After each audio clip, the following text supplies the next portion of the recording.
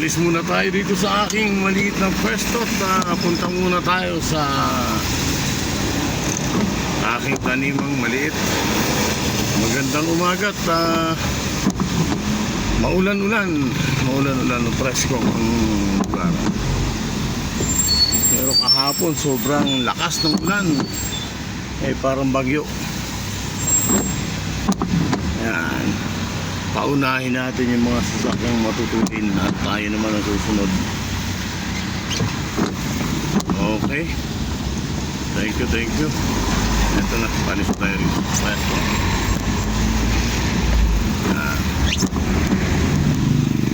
Mga 100 meters pakanan na tayo. Malapit lang po sa amin yung aking konting pinagkakabuhayan. Okay,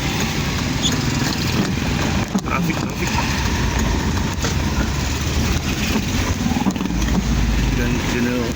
ganito na po kabisi. Mamaya na ako kukuha ng tutong.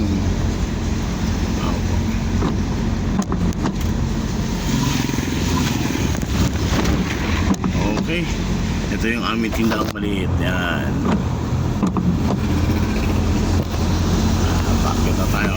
Bye bye.